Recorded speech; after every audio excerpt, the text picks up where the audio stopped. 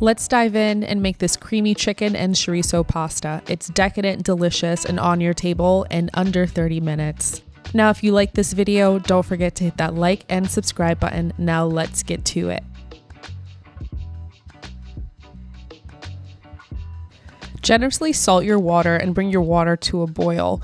Once your water is boiling, you want to cook your ziti until it's about a minute or two short of al dente, since it'll cook in the sauce. While our pasta is cooking, we'll work on our other ingredients. I've got 1.5 pounds of chicken breast, which I'm cutting into equal size chunks. The important thing is that the chunks are relatively the same size so that they cook evenly. I'm adding in some olive oil, salt, pepper, paprika, onion, and garlic powder, and giving it a good mix and set that aside. I'm using a Spanish chorizo, which includes some smoked paprika and some other really great spices. I'm slicing it into fours and then into about 1/2-inch slices. I always joke that I cook with so much garlic to keep the emotional vampires away, so my family got me this cute garlic crusher that I'm obsessed with.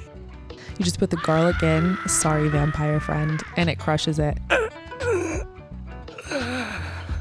My husband had way too much fun with this edit.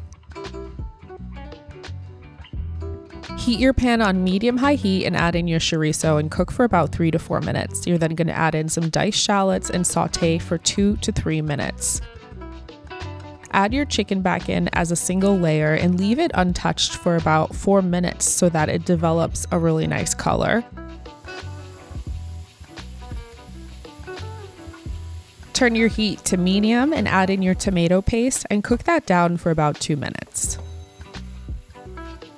Add in the garlic and saute for about a minute. Deglaze your pan with a low sodium chicken stock, and you'll notice in the ingredients I don't use much salt in this recipe because the chorizo has salt, so does the stock and the cheese. Add in your Italian seasoning and red pepper flakes, followed by heavy cream and some light cream cheese.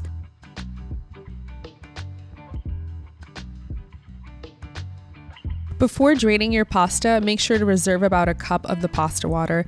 This will come in handy if you want your pasta creamier or if you're going to make this ahead of time and need to reheat it. You're going to add your rigatoni back in, combine well, and let it simmer on low for 2 to 3 minutes. Shut off the heat, and I'm grating in some pecorino romano, but Parmesan works great as well. I just had pecorino on hand, so that's what I used.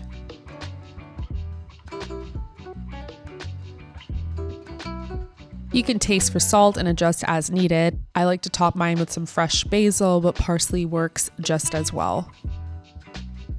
Now let's get this on the table so that I can eat it.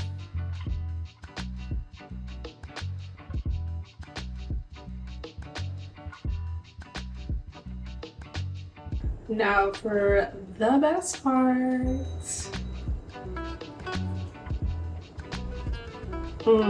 That is delicious. Oops.